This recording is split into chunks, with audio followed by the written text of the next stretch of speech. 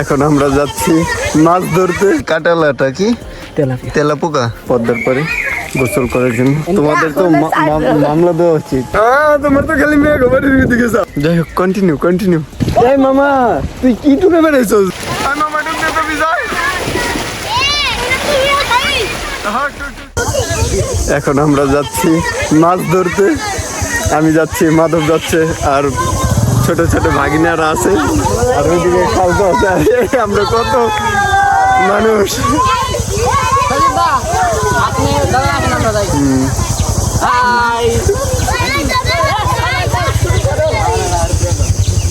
এই খালতো মাছ ধরতে চাইতেছে।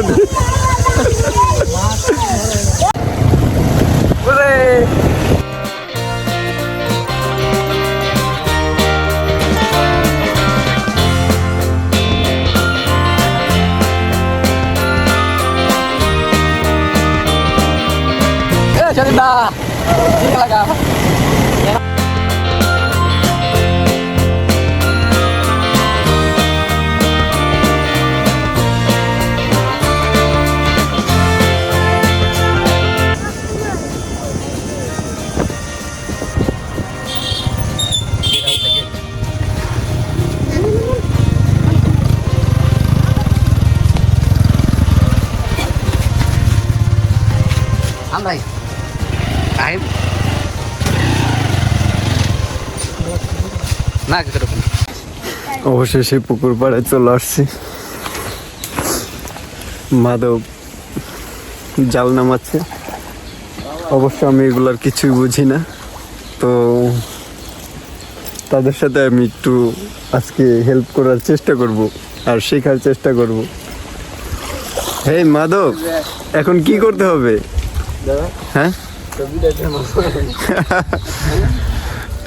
মামা, তোদের আজকে নামাই দেবো পুকুরে, নামবি না?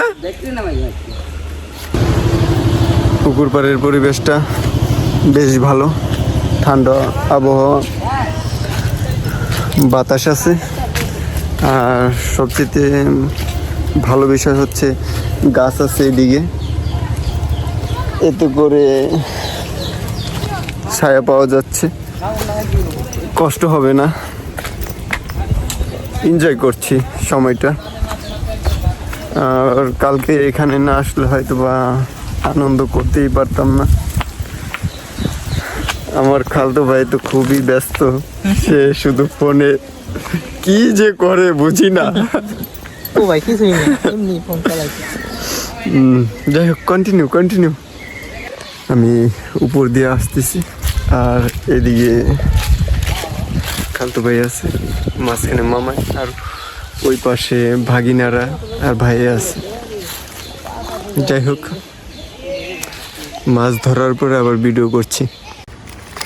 মাছ ধরা শেষ। এইটা সম্ভবত কার্পু মাছ, এইটা হলুদটা। আর এগুলো কি মাছ এখানে? তেলাপিয়া মাছ, পুঁটি, কার্পু, কাতল, মিরকে। আর কি আছে? আর কিছু নেই। এইটা কি, যে কাটালাটা কি? তেলাপোকা, তেলাপিয়া। এটা চিনি, এটা বই দেখছি অনেক।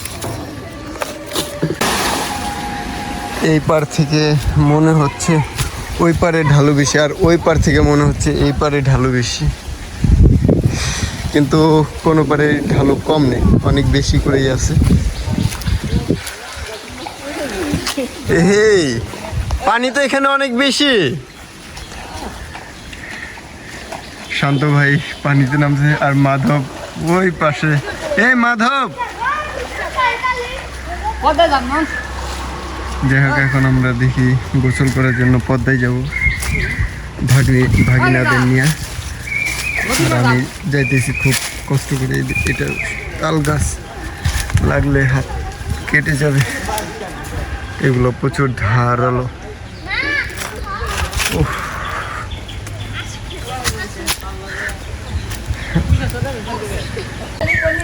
এখন আমরা এখান থেকে চলে যাব পদ্মার পাড়ে গোসল করার জন্য। তো দেখছেন একটা বাইকে কয়জন করে বসছে। তোমাদের তো মামলা দেওয়া উচিত। একে তো হেলমেট নাই, ওভারলোড। কি মামা পুলিশ নাই? এখন আমি বাইকের পিয়ন হিসেবে যাচ্ছি।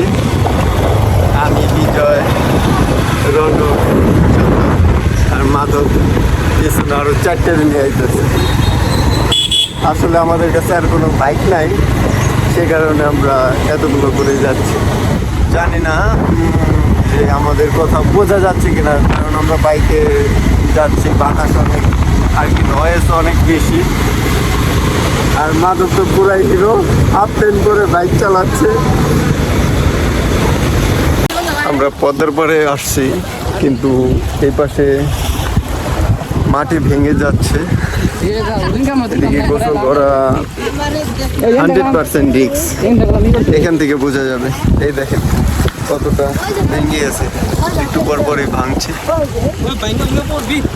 এই যে কথা শুনবি না তার কিন্তু ফালাই দেবো।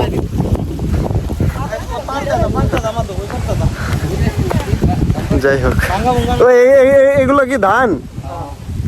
আমি ভাবছিলাম এই মাঝখান দিয়ে যাবো। এত বড় বড় চারা হয়নি।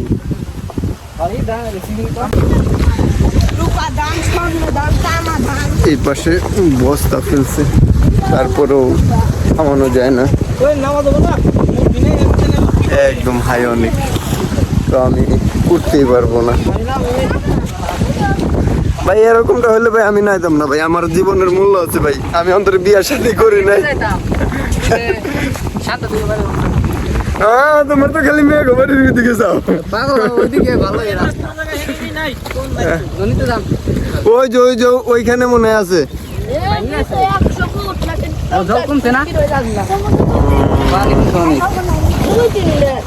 এই মামা তুই কি টুকে বেড়াইছস? ব্যাগ নিয়ে আইছস?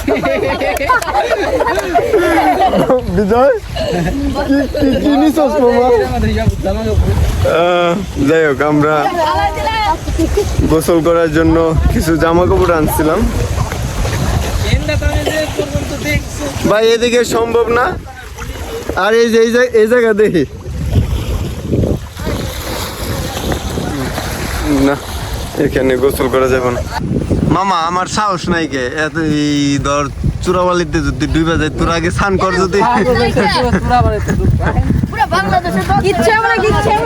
এখান তো তুই সাহস পাস নি।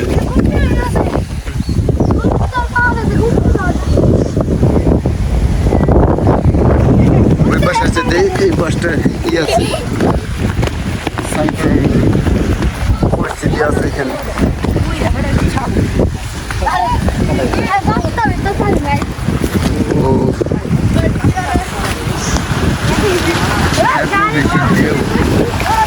আমাদের ইতিমধ্যে নদীতে যদি ভোটও চলে, এত ঢেউ আসে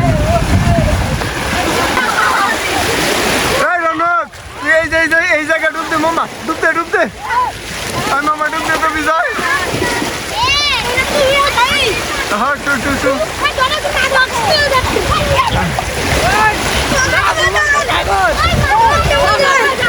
ওরা সবাই আনন্দ করতেছে, সবাই প্রিপারেশন নিতেছে গোসল করার। আমি অলরেডি নেমে গেছি, মাটি তো অনেক স্থির করে। এই আমাকে কেউ ধাক্কা দিবা না, আমি কিন্তু ভয় পাই, আমি সাঁতার জানি না। দেখ আমিও পানিতে নেমে গেছি, কিন্তু আমার ভয় লাগতেছে। মাধব এদিকে কি মামা অনেক গর্ত? এই মাধব কত দূরে গেছে, গর্ত কলিজা আছে অনেক বড়। আজ যদি আমি সাঁতার পারতাম, ঠিক আছে, সাঁতার করতে পারতাম, তো আমিও তোদের মাঝখানে গেতাম। ওই অনে নিয়ে ডুবে গেল। কে ফোন দিয়েছে? কার নৌকা? ওই নৌকা নেই, তাহলে মাঝখানে যাই। খাল তো গেলাম রে। মোবাইল কিন্তু ভিজা যাবে। ও আমি মাঝখানে চলে এসেছি, আমার হাতে ফোন ঘুরে গেলে 40,000 শেষ। ভাই গেলাম এত বড় বড় ঢুকিল লেখা আমার কোনো যেতে আসতে পারছি।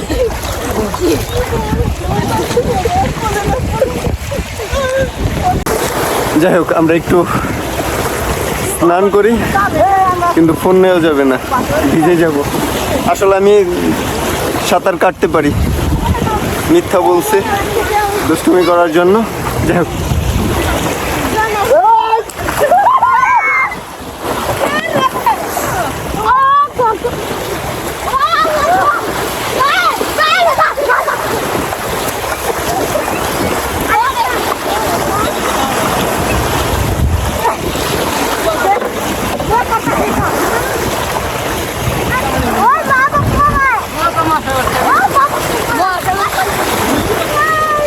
বেশ অনেক পরে আমি নদীতে স্নান করতেছি, আর ছোট ছোট ভাগিনারা সাথে আছে, ভালোই লাগতেছে। তো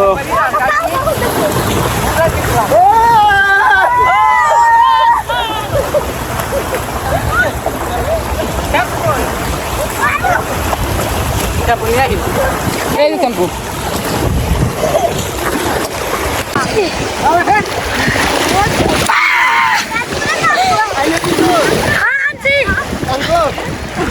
মামা একটু পড়ে গেলে পড়ে গেলে